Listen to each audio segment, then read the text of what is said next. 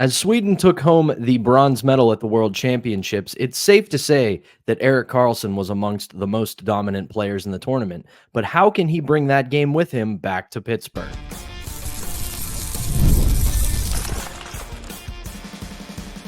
You're Locked On Penguins, your daily podcast on the Pittsburgh Penguins, part of the Locked On Podcast Network, your team every day.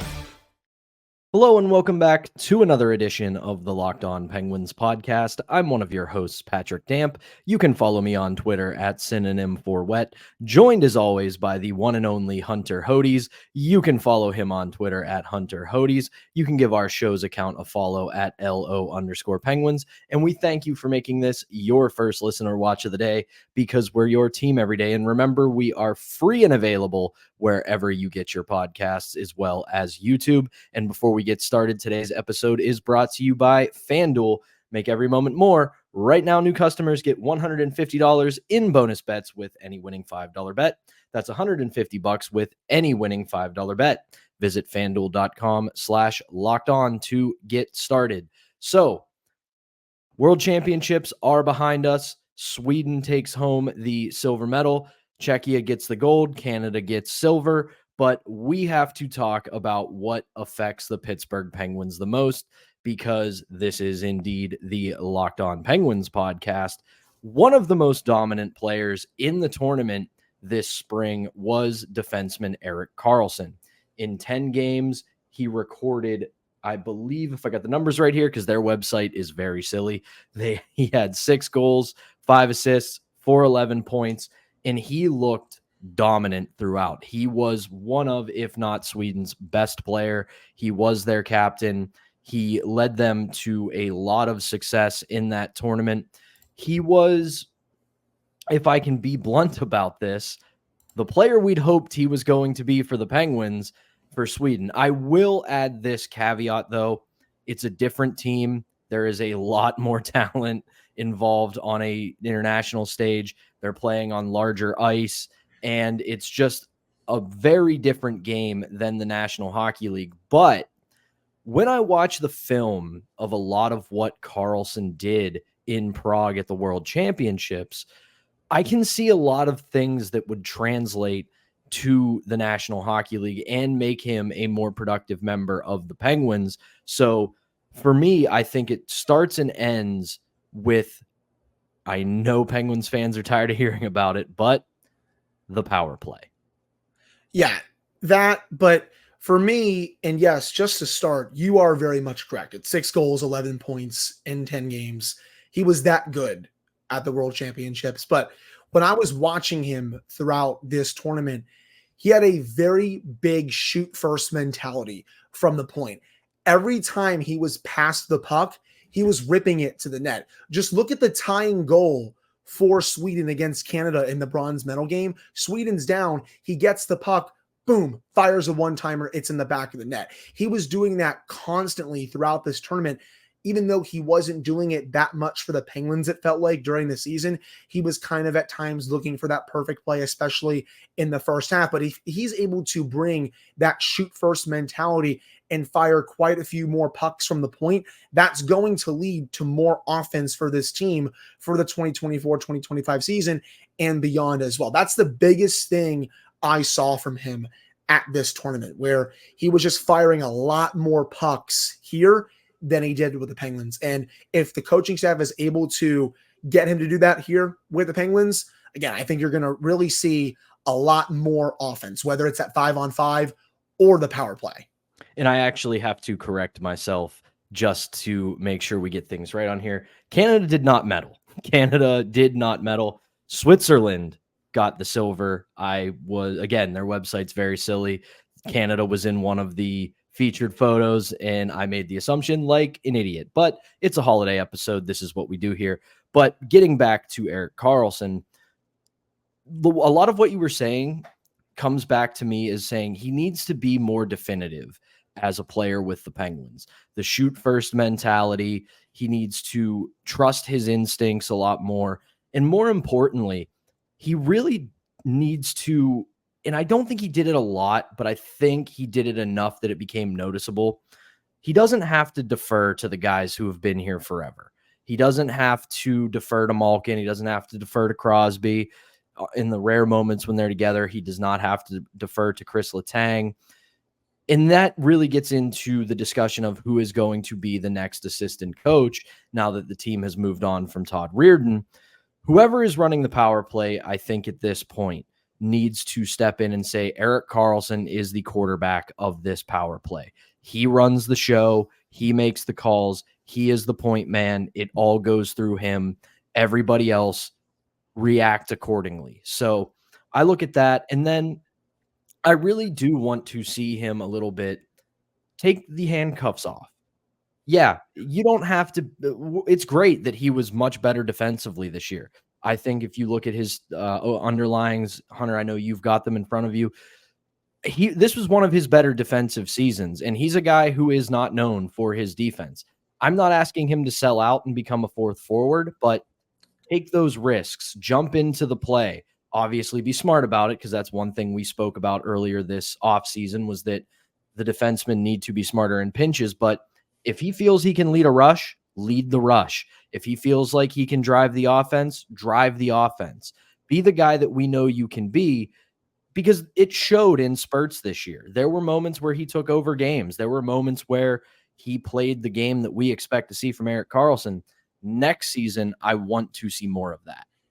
He just needs to be more selfish, I think, especially with the puck on his stick. And you're right. There were plenty of moments this year where we saw it in spurts. Heck, that early season game against the Red Wings, the Penguins were down by multiple goals in that game, and he put on an absolute show in the third period, try to will the Penguins back to at least get a point, if not two. The Penguins didn't win that game, but that was a vintage Erik Karlsson performance, and we didn't get it too many other times. We got it in spurts, as you said, especially later on in the season, those final 10 to 12 games. But I wanted to see more performances like that from Karlsson, and we just didn't fully get it, which is why, it was a little bit of a disappointing season, but I'm not going to sit here and say that the trade was bad or that he was bad or anything like that. But I really do think he can unlock his true potential with this team for next year. He gets a more stable partner, hopefully, for a full season in Marcus Pettersson.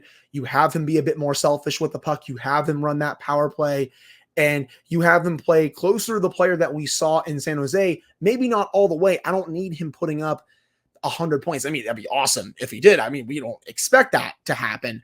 But if he's closer to that type of player, that is going to help the Penguins very much for next season. But I just couldn't be more thrilled by his play overseas. I know different circumstances. The ice is bigger. It's a different tournament. You have quite a bit of talent on that Team Sweden team, but there's no reason to think that he can't bring over what he did back to the Penguins. He was magnificent. Well, and we have certainly seen that before as Penguins fans. You think back to right before the Penguins won their back-to-back championships in 2016, 2017. What did Sidney Crosby go do? And I understand different players, different circumstances, even different times. We're getting close to a decade on that. But different age, too, I will say. The world championships for a lot of top-tier players are often used as a get-right place for them to go and play a bit more of an open style, to be a little bit more dominant, to get their confidence back, so to speak. And you can see a world where he puts up this spectacular performance for Team Sweden in the World Championships, and it kind of reminds him, okay, this is what my game is. This is who I am. I can take this back and translate it to the National Hockey League and to my club in the NHL and play a lot better. I also think, like you said, if he can have a more stable partner in Pettersson, have him for the majority of the season, as well as getting an assistant coach that can kick some life into this power play, we could very well see a much improved, rejuvenated Erik Karlsson in the 24-25 season. Yeah, I mean, they are committed to making this work. I don't think you're going to see him get traded this offseason, and nor should they trade Karlsson, in my opinion. So I do think you're going to see a really strong version of him next year, especially when we did our season review on him. I gave him kind of in that, B category for the season. I wasn't in that C range or anything like that, but he also didn't blow me away the way that I expected him to for the season. I would say for your expectations too. But I do think this is going to work next season. I'm really high on this player heading into that year. As am I. And it all comes back to what I said when we had the discussion a few weeks ago about whether to start the rebuild now or push it off. You look at the talent that's in place on this team, and then you go to a real micro level and talk about a guy like Karlsson. The talent is there for him to have a bounce back season. In saying bounce back season is even a little bit ridiculous because he wasn't bad by any means. He was definitely a little bit disappointing though, compared to expectation, but the talent is there. The bones are there to create a situation where he can have a better season as a Penguin, both at 5-on-5 and on the power play. But that is going to do it for our first segment of the show today. When we come back, it was a big night in the opening night of the Memorial Cup tournament for the Penguins' maybe top prospect, Braden Yager, but we will talk about that right after this. But first, we've got to tell you about our sponsor, and that is FanDuel. It's winner take all time in the NBA and the NHL, and FanDuel is giving you a shot to bring home a big win of your own. Right now, new customers get $150 in bonus bets with any winning $5 bet. That's $150 to bet on spreads, money lines, player props, and more. Visit FanDuel.com/lockedon and make every playoff shot count. FanDuel, America's #1 sportsbook. All right, we're back here on the Monday edition of the Locked On Penguins podcast. I'm one of your hosts, Patrick Damp. That's Hunter Hodes. And we got to talk about our boy because he had a big night in the opening night of the Memorial Cup tournament, and that is Braden Yager, a 2-goal performance, unfortunately in a 5-4 loss to the Saginaw Spirit in their opening game against the host team. And that said, it gets into a lot of what we talked about and have been talking about when it comes to Yager. It's answering the bell, coming up in those big moments, and being a leader in those situations. Because at one point, Moose Jaw found themselves down 4-0 to Saginaw, and both of Yager's goals helped them climb back to within 1 to 4-3. So, Hunter, what did you see from Braden Yager?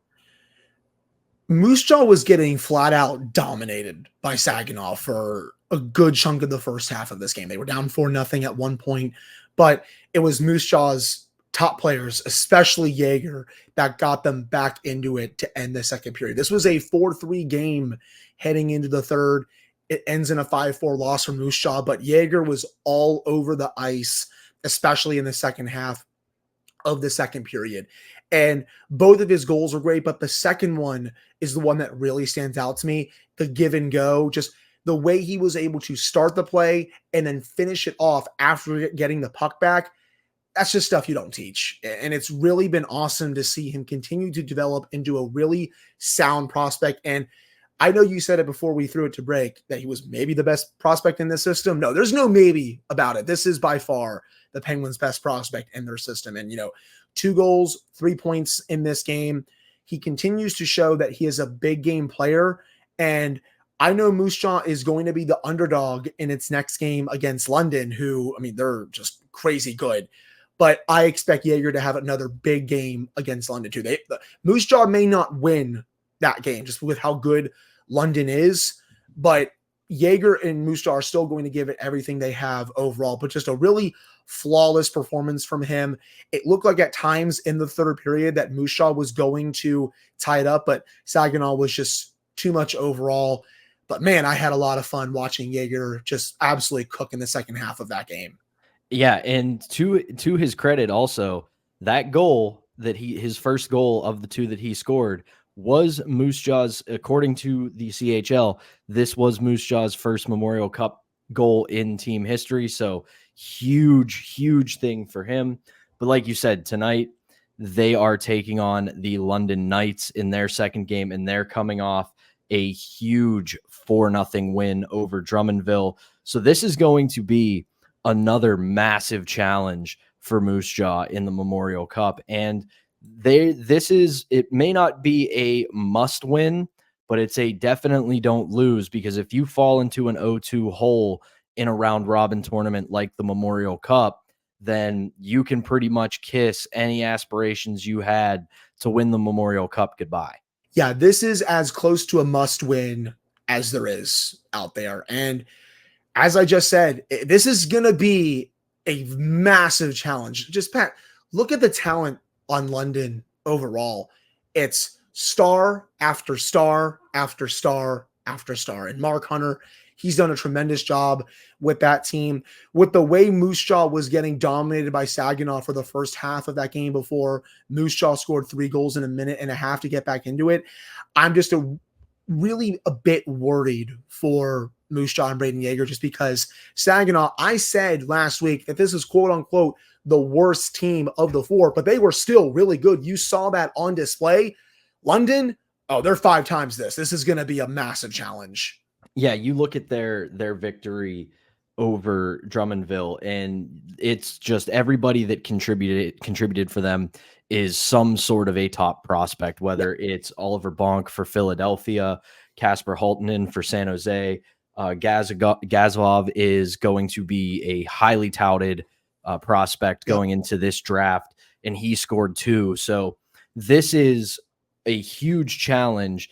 And then on the other side of it, though, you have to keep in mind, this is the best of the best in the CHL. This isn't, yes, occasionally there are the host team that gets in because they're hosting the event and they really don't have any business being in the tournament. That's not the case for Saginaw. They're now 2-0. They are a team that's making a case to get into the Memorial Cup final.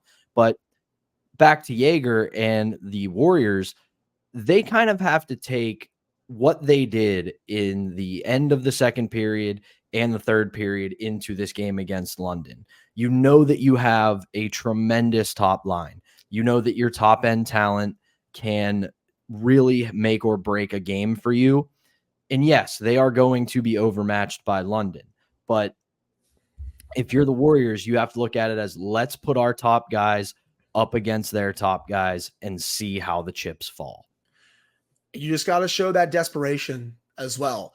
Play like this could be your last game, even though I know it's fully not, but I want to see that desperation from Moose Jaw in this one. And just go out there with nothing to lose. I mean, you're going up there against the team that is the quote unquote favorite.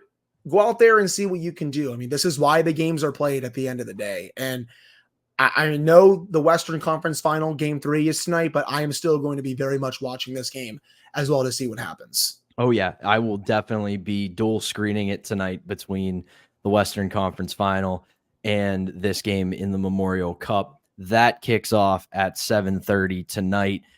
Moose Jaw versus London.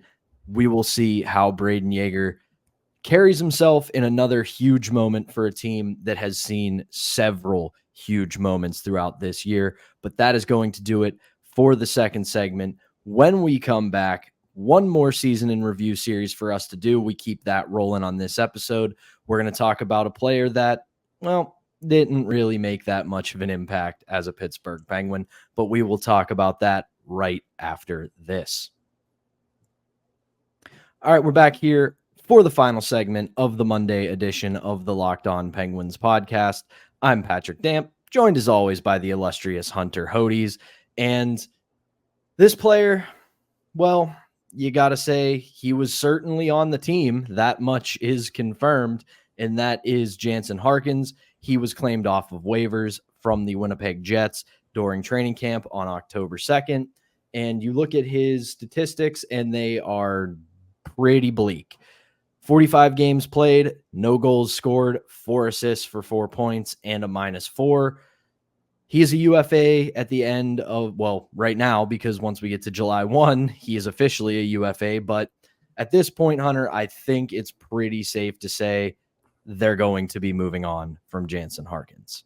Yeah, he only made $850K for this season, but there's really no reason to bring Jansen Harkins back. I'm not going to be too mean to him or anything like that on this show, but he just really didn't contribute anything on a nightly basis for this team when he was in the lineup, whether it was 5-on-5 or on the penalty kill. I mean, I know quite a few times the counting stats don't fully tell the full story, but I think they kind of do in this case. When you only have 4 points in 45 games and none of those are goals, you're just really not doing anything to help the team. And his underlying numbers this year were not good. When he was on the ice, the Penguins only had 48% of the shot attempts, 6 goals for, 10 goals against, 47% of the scoring chances, and 46% of the high danger chances at 5-on-5.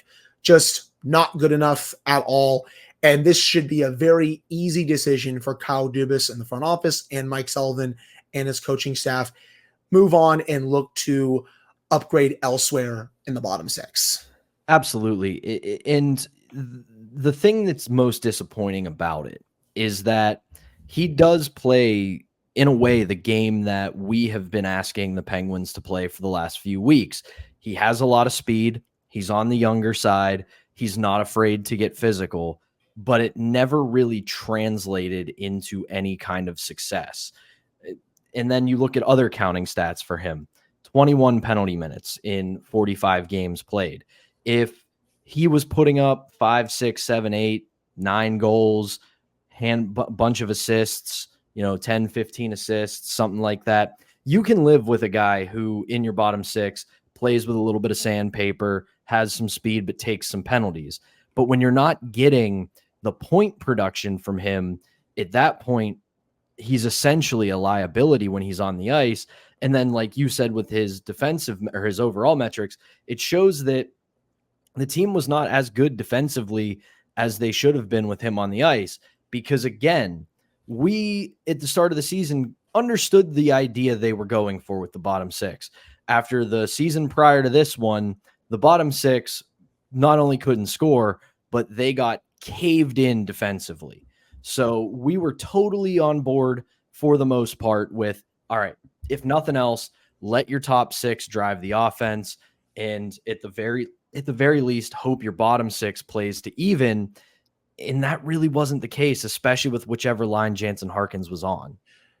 Yeah, I think he was honestly just kind of a cardio merchant for this team when he was on the ice. And the experiment didn't work out. There's really nothing else I can really say about it at this point. It didn't work out. He didn't do anything offensively. He wasn't good defensively. He wasn't good on the penalty kill. You look to move on. I wish him the best of luck in his future endeavors, but I'm not going to bring him back if I'm this front office. There's no reason to. I know that it has been reported that Kyle Dubas is a fan of this player and has been for a while, but at this point, we're not talking about a young team that's on its way up and going into its prime. We're at a team in a franchise now where you're trying to squeeze the last bit of good hockey out of your superstars. And in that case, you can't keep taking flyers on guys like Jansen Harkins. Again, don't mean that as any sort of shot at him. Don't mean that in a derogatory way or anything. But if you're not contributing positively at this point, you have to be left aside and you have to move on. But that'll do it for the season in review of Jansen Harkins. Before we go, we would be remiss if we didn't talk about the conference finals and the Stanley Cup playoffs. And boy, oh boy, did we get a doozy of a game against the Rangers and Panthers. I know you were on the edge of your seat for that one, just like I was, Hunter. And I want to let you cook on that one because I know you have thoughts. Yeah, I mean, outside of Rangers fans getting mad in my Twitter mention just because I mentioned Jacob Trouba for the first time in a while, I mean, I had a lot of fun watching this game. I mean, the Panthers threw everything, including the kitchen sink, at Igor Shesterkin. But at the end of the day, the Panthers got goal lead. That's what happened in this game. And when the Rangers have the ability to have arguably the best goaltender in the sport, and they've basically had that for the last 20 years with Henrik Lundqvist to Igor Shesterkin, it's a luxury that, again, not many other teams have in the NHL. And sometimes a goalie can steal a game. And he did exactly that in this one. I mean, did you see the metrics for Matthew Tkachuk on the ice versus when he was not on the ice? It's about over 90% for shot attempts in this game. He was a menace for the Panthers. Again, they threw everything at the Rangers. They were dominant in that third period. I thought they were going to win the game in the third period, especially on that power play late. But Shesterkin was awesome. He was the reason why they won that game. Sometimes all you need in the playoffs is a hot goalie, and he was hot in that game. The Rangers have been getting depth goals. Some of their top players have really not played well in this series. Panarin hasn't fully arrived yet. Kreider hasn't fully arrived yet, at least in this series. I think Panarin and Kreider have been good in the other two series, but they haven't been good yet in this series. Same with Zibanejad, but it's players like Barclay Goodrow, who didn't even score 6 goals during the regular season. He's playing his tail off in the playoffs. Alexis Lafreniere, he's playing really well for the Rangers. And then you're also getting a goal from Alexander Wenberg. Sometimes you need your depth players to step up, and that's also what happened in this game. Rangers up 2-1, and now the Panthers face a pretty big game in game 4. You don't want to go down 3-1 against this Rangers team and be forced to beat Igor Shesterkin 3 games in a row. So curious to see how that goes. And then game 3 tonight, Western Conference Final, Dallas, Edmonton. In typical Dallas fashion, they struck back in game 2. This is what they do. Curious to see what happens now that the series is shifted to Edmonton. And we should say Moose Jaw has loaded up their starting lineup tonight. Savoy, Yager, and Furcus to start, and that's going to be a lot of fun against London. That's their starting lineup at forward. There is a lot of good hockey to watch tonight, but back to the Rangers and Panthers game from Sunday.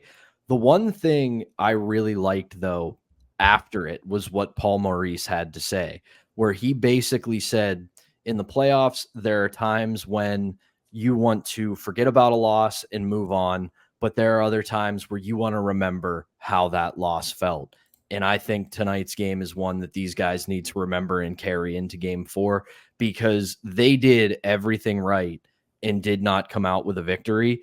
And that is going to be an energized, motivated, angry Florida Panthers team going in to the next game. And I can't wait to watch that one. And finally, I couldn't help but laugh after game 1 of Edmonton Dallas when Connor McDavid talks to the panel on TNT and basically apologizes for not ending the game earlier. He's like, yeah, sorry to keep everybody up so late, but things happen. So that's another great series, man. And I think even with the result from Sunday in Rangers Panthers, we're in for 6 to 7 games in both of these series. Yeah, I'd be surprised if any of these series ended in 5 games. I think these are both going at least 6, if not 7. I mean, I know I picked the Stars in 6. I mean, it's going to go at least to that length. I would not be surprised if it goes 7 with the way Edmonton has played so far. They've really surprised me in this series. They've taken it to Dallas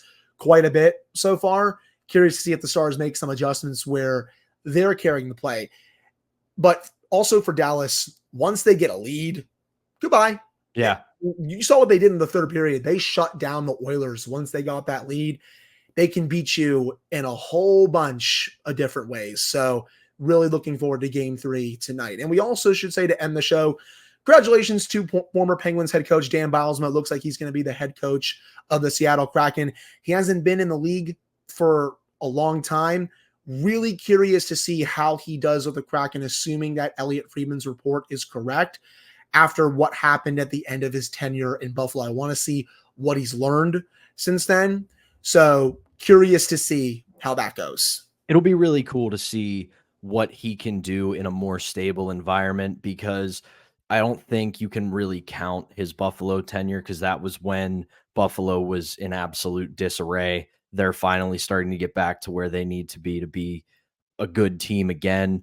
But it's like you always say, you want to see what a guy does with his second shot, even though this will be his third. I don't think you can really count what happened in Buffalo, but very excited to see what he does with a stable management and ownership behind him in Seattle. But that is going to do it for the Monday edition of the Locked On Penguins podcast. Hunter and I will be back tomorrow with more. We'll be talking about what Braden Yager did in this game against London, as well as any other news that may come up with the Pittsburgh Penguins. But for Hunter Hodes, I am Patrick Damp. Thank you as always for tuning in, and we'll talk to you on Tuesday.